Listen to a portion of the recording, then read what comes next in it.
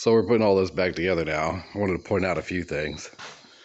Let's see. This is the firewall brace, I guess. That's what the hood hooks up to. That's where the throttle wires go through. And this just goes in here in front of the firewall, which isn't much of a firewall.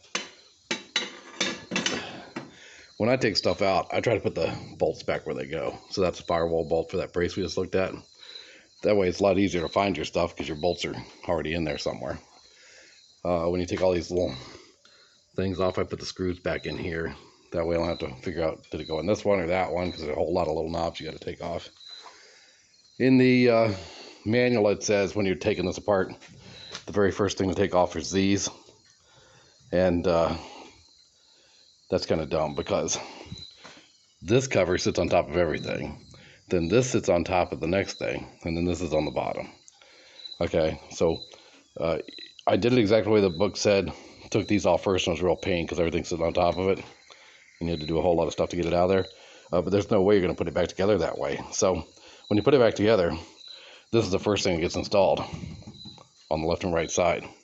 Second thing is this. Third thing is that. So taking it apart, I would take that off. Then they take this off. Then take these off. Not like the book says. Let's see, I want to point out some other things I took apart here. So, of course, when you're doing your forward reverse, you got to take this off. Okay, that's a stabilizer thing to keep it flopping around. Remember the thing I didn't know if I bent it or not? It's just sitting here. This piece here has to come off. That's the actual thing. That's a proximity switch to detect if it's in neutral or not. I think because it only has 3 wires, all it can do is detect neutral. It can't detect if it's in forward or reverse. The question is, did I bend this up when I pulled it out? Because I didn't unbolt this, and see, it just comes right out. There's 2 bolts holding it in there. I'm going to leave it bent up because I don't know. Maybe that's the way it's supposed to be. So I'm going to leave it alone. If I start having problems with it, not starting because it thinks it's not neutral, then I'll come back and bend that down. But for now, I'm going to leave it alone.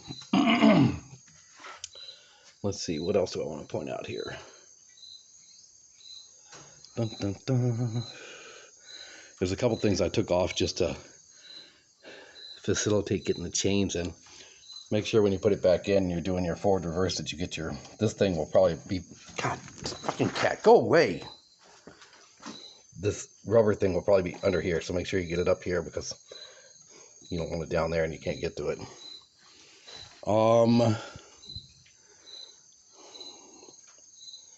The cat has like attacked me. Go away. Look, like striking at my foot.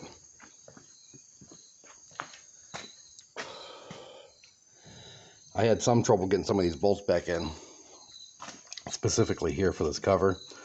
And so what I had to do to get them lined up was to put a screwdriver in and put the back one in first and then tighten it down while I was bending it so that this one would go in.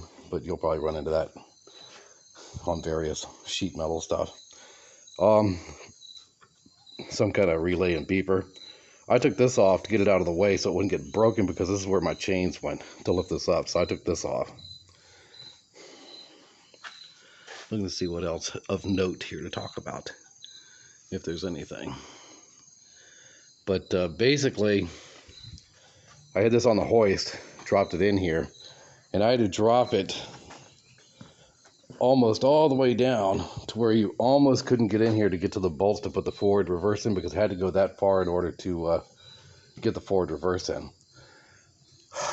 I looked inside the shifter hole and saw that the thing was in neutral, which is straight across. So I knew that I wanted the little bar in there to be straight across, which meant that this handle would actually be back a little bit.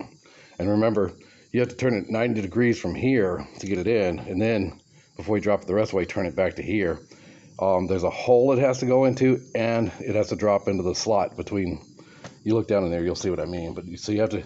It was a little bit of a pain. Once I got it in there, once I pulled it back up, then I put the gasket material on, dropped it in, and bolted it in.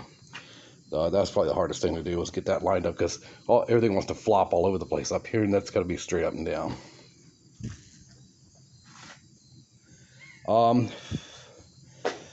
I don't think there's anything else of note.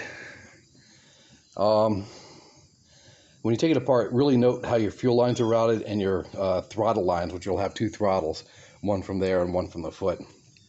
I put mine in where they look like they should go. Are they where they were when I took it apart? I have no idea. But they look like they'll work. Other than that, I don't think there's anything. I haven't gotten into doing the linkages. They're a real pain. I'm not going to tell you how to do them. Where you put the clevis pins back in under here. Just figure it out. It was kind of a pain to do. And I've got these all out of whack now. I got to readjust all this because I mess with them. You cannot take these apart hoping to just disconnect from here to here. When you lift this out, you got to do the clevis pins, okay? Because these will not get you there. I thought I could unscrew these and maybe take the thing out. It won't work because there's too much tension. By the time you get them at their maximum length, they won't come apart. Now I've got them all screwed up and I got to fix them. So you got to take the clevis pins out of the left and right brake.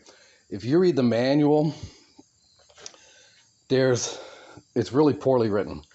This could have a manual transmission or an automatic transmission, HST, hydrostatic, whatever. And there's a lot more work to do on the HST to get this apart. And it goes into taking the pedals completely out. I don't know why. So it doesn't really tell you in the book.